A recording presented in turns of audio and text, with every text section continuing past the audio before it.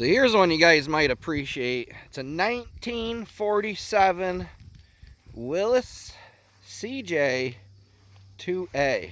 I bought this thing like 3 years ago. It was literally in pieces and shambles. I threw this thing together literally in 10 days. Did all the metal work on it, did zero body filler on it. I actually patinaed it. It's a brand new gate on there, believe it or not. I'll have to try to dig up some old photographs for you. The battery's dead in it, but we'll fire it up for you here. This one has the same motor as the one I got inside, the 50.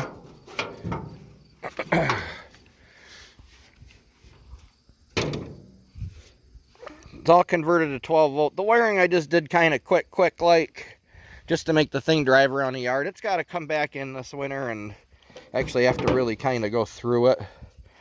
We're just going to throw this jump pack on it real quick. The allergies are kicking my butt today. She's a runner. Fire them up for you.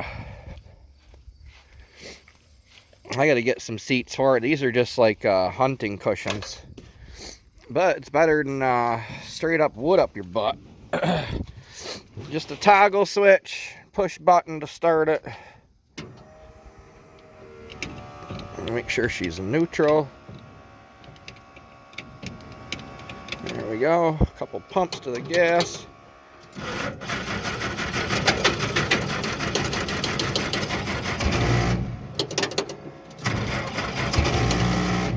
Come on. There we go. We gotta get this bracket here for the steering column. Got a new bushing for it here that's shot.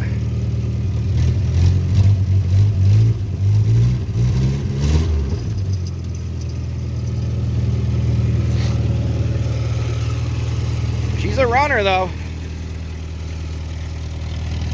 This is like my little putt-putt for around the yard. I actually found a New York 1947 license plate for it. I gotta grab these chains, which I got another body shell out back, the one that was originally on this. So I'm gonna put the chains on it.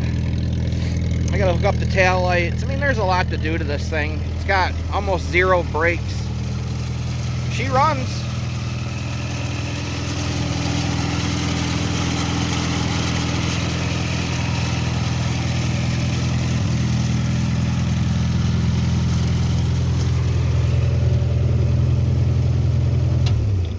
So a lot of you guys know my nickname is Pisser.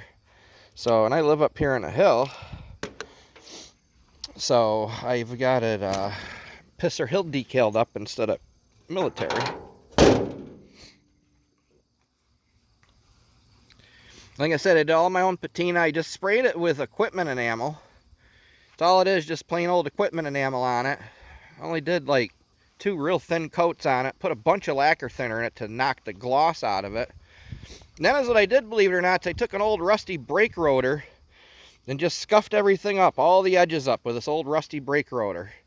Then I made a little salt water mixture and sprayed the salt water on it. And it's been sitting, I think this thing's been done about a month.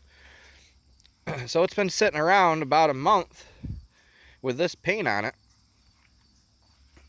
And that's how I got my patina. Like I said, it had zero body filler work on it.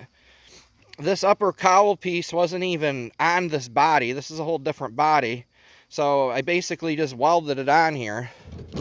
Flap this forward real quick. Didn't do a perfect job with it because I did it at home, but just welded in that piece. I mean, it's all a little rotted along this upper edge, but who cares? It's a little putt-putt for around the yard. I just wanted something that looked weathered, aged, kind of more of an original look than a restored look. So yeah, from basically here up is a whole different body.